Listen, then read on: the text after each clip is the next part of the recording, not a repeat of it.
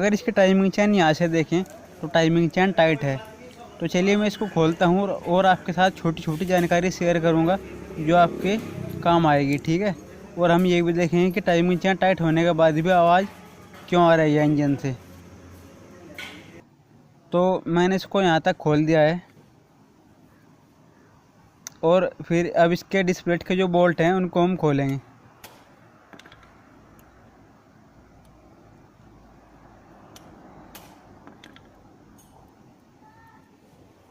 ये impact driver है हमारे पास, ये वाला टूल जो है ये इम्पैक्ट ड्राइवर है। इसकी मदद से अगर कोई बोल्ट जाम है और वो खुल नहीं रहा है तो इसकी मदद से वो आसानी से खुल जाता है। अब इसको बाहर निकालेंगे, डिस्प्लेट को दोनों तरफ से बराबर बराबर इसको खींचेंगे तो ये बाहर आ जाएगी, ठीक है, इस तरीके से। तो इसकी डिस्प्लेट भी निकल गई। और अगर हम यहाँ से इसकी टाइमिंग चेन देखें तो टाइमिंग चेन टाइट है। देखो, जैसा कि मैंने आपको पहले ही बताया था कि इसकी टाइमिंग चेन टाइट है, लेकिन फिर भी आवाज़ आ रही है। जैसे कि आपने पहले शुरू में देखा था, इंजन से बहुत ज़्यादा आवाज़ आ रही थी। तो इसका रीज़न क्या है कि टाइमिंग चेन टाइट है लेकिन आवाज़ आ रही है। तो उसके लिए हमें इसका पंप का जो बोल्ट होता है नीचे, ये वाला, इसको खोलना पड़ेगा।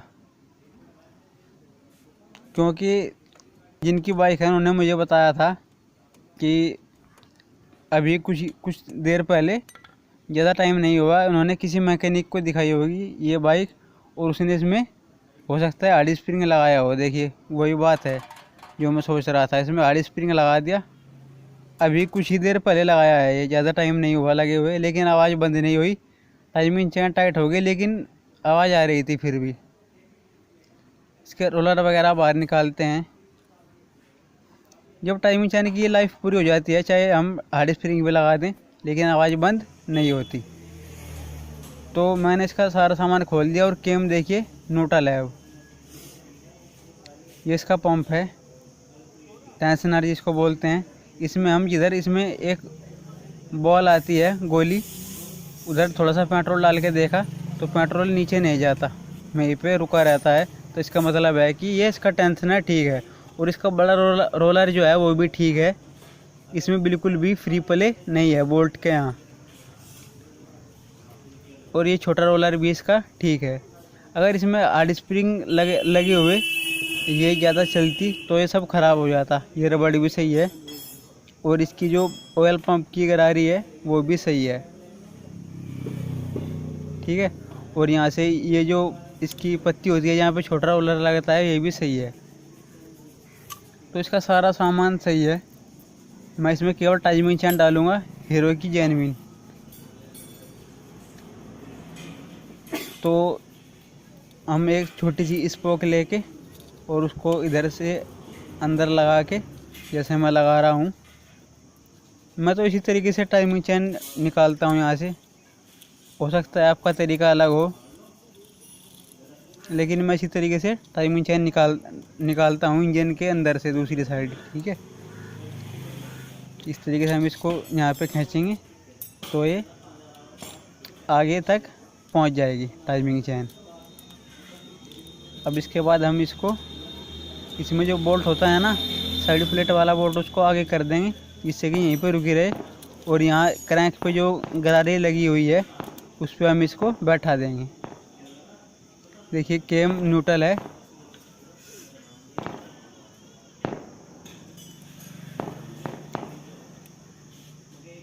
अब इसके बाद बड़ा रोलर जो है इसका वो मैं चेंज नहीं करूँगा क्योंकि ये बिल्कुल ठीक है। अगर स्प्रिंग हार्ड स्प्रिंग लगा के ये बाइक ज़्यादा चल जाती तो ये सब ख़राब हो जाता, लेकिन हार्ड स्प्रिंग अभी लगवाया था इन्होंने कुछ ही देर पहले, जो बाइक वाले हैं उन्होंने किसी मैकेनिक से लगवाया होगा, लगवाया था मैकेनिक ने खुद लगाया होगा, क्योंकि मैकेनिक ही चाहता है कि कभी कभी जुगाड़बाजी कर देते हैं। तो बड़ा रोलर जो है वो मैं पुराना ही लगा रहा हूँ, इस वजह से थोड़ा सा हार्ड है। तो इसको हम हल्का हल्का सा हिट करेंगे ना, ये अंदर चला जाएगा जहाँ पे ये लगता है। कोई दिक्कत नहीं है, मैं ऐसे लगाता हूँ लेकिन इसमें कोई भी दिक्कत नहीं आती। आप ये ना सोचें कि हम इसको हिट कर रहे हैं कोई प्रॉब्लम होगी। बस जहाँ पे बोल्ट लगता है रोलर वाला, रोलर में वहाँ पे चाल नहीं होनी चाहिए, प्ले नहीं होनी चाहिए। तो अब हम क्या करेंगे, इसको यहाँ से अंदर इसमें अपना हाथ लगा के रोलर को सामने लाएंगे जहाँ पे बोल्ट लगता है और फिर बोल्ट लगाएंगे इसका। अभी ये सामने नहीं आया, आगे से चैन को ऊपर उठानी पड़ेगी इस तरीके से, और यहाँ से थोड़ा सा इसको ऊपर करके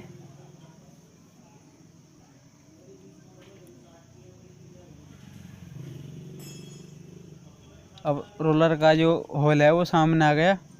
अभी हम यहाँ पे बोल्ट लगा देंगे और इसको अच्छी तरीके से टाइट कर देंगे। इसका जो 10 नंबर का बोल्ट है रोलर वाला,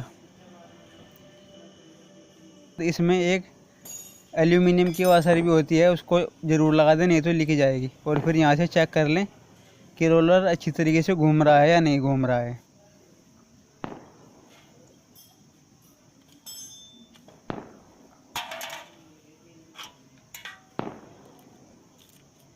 अब चैन को यहाँ से उतार के बोल्ट पे छोड़ देंगे जो साइड प्लेट का बोल्ट है।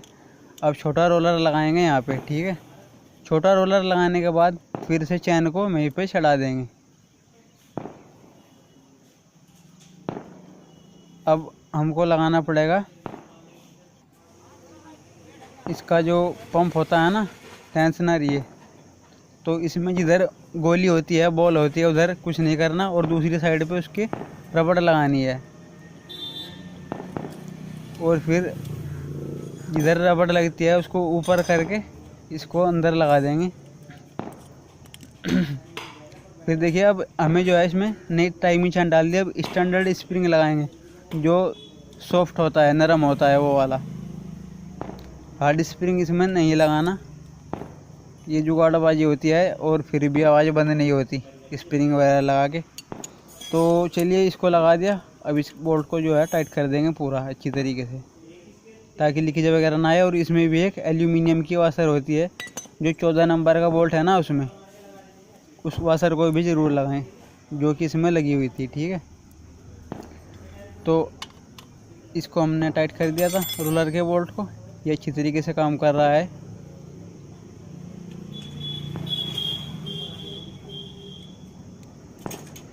अब इसके बाद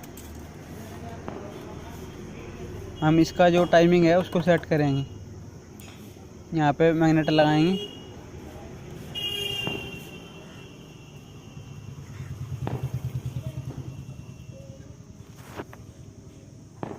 मैग्नेट को आप टॉप पे करें और आगे हेड में से ध्यान रखें कि चेन उतर ना जाए।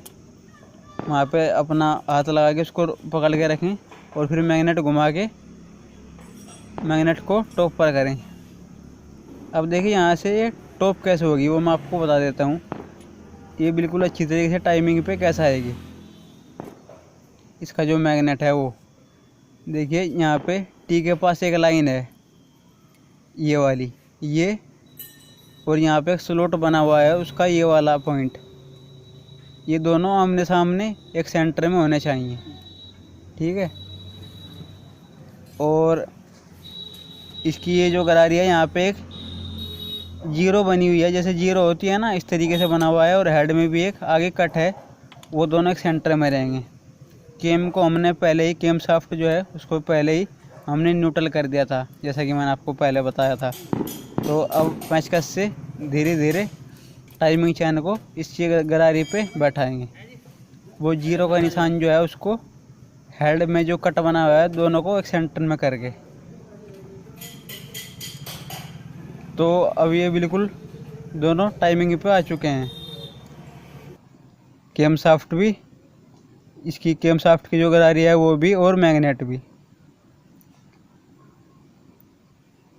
अब इसका टाइमिंग सेट करने के बाद यहाँ पे इसके 8 mm के जो बोल्ट होते हैं दोनों, उनको लगा देंगे।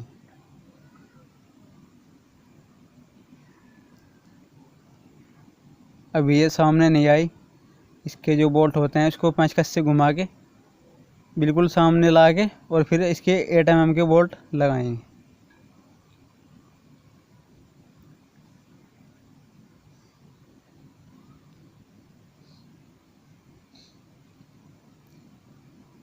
इन दोनों बोल्ट को टाइट कर देंगे अच्छी तरीके से, यहाँ से मैग्नेट पकड़ के, और दोनों इसके 8 mm के बोल्ट टाइट करेंगे जो गदारी वाले बोल्ट हैं इसके।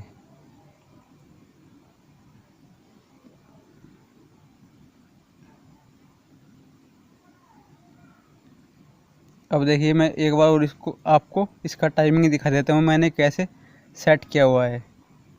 ये देखिए यहाँ पे जो स्लॉट है और टी के पास जो लाइन है वो एक सेंटर में, और गदारी पे जो जीरो बनी हुई है वो हेड के सेंटर में आ गई, जहाँ पे कट लगा हुआ रहता है हेड में। अब मैग्नेट को वापस निकाल के और इसका जो पंप है टेंशनर है उसका 8 mm का बोल्ट खोल के वहाँ पे थोड़ा सा ऑयल डालेंगे, जिससे कि टाइमिंग चेन पूरी तरीके से टाइट हो जाएगी। क्योंकि अगर यहाँ पे हम ऑयल नहीं डालते तो यहाँ पे थोड़ी देर बाद ऑयल आता है, तब तक टाइमिंग चेन लूज ही रहती है जब तक ये यहाँ पे ऑयल नहीं आता। तो हम क्या करेंगे, पहले ही यहाँ पे ऑयल डाल देंगे, जिससे टाइमिंग चेन अभी पूरे तरीके से टाइट हो जाएगी। इस तरीके से कैन में थोड़ा सा ऑयल लेके और यहाँ पर डाल के फिर यहाँ से वापस बोल्ट को लगा देंगे। अगर हम इसका पंप जो है टेंशनर है उसको ऑयल डालने से पहले दबाएंगे तो ये आसानी से दब जाएगा, लेकिन जब हम यहाँ पे ऑयल डाल के बोल्ट लगा देते हैं तो ये तुरंत ऑटोमेटिक टाइट हो जाता है। एक बार और गाड़ी के बोल्ट चेक कर लिए दोबारा से।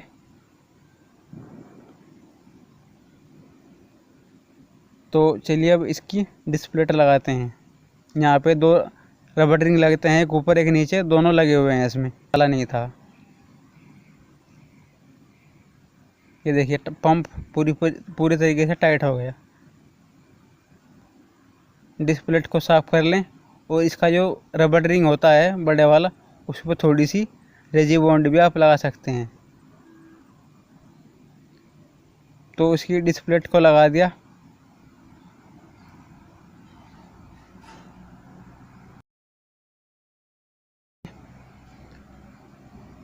और इसमें जहाँ पे पैड लगती है ना, सेल्फ की चैन की पैड लगती है, वो इसमें ऊपर आएगा और उसको फिर दोनों बोल्ट लगा देंगे।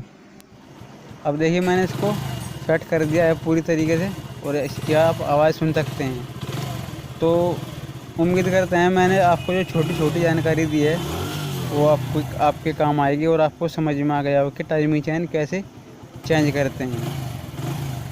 अब आप इसकी आवाज़ सुन सकते हैं।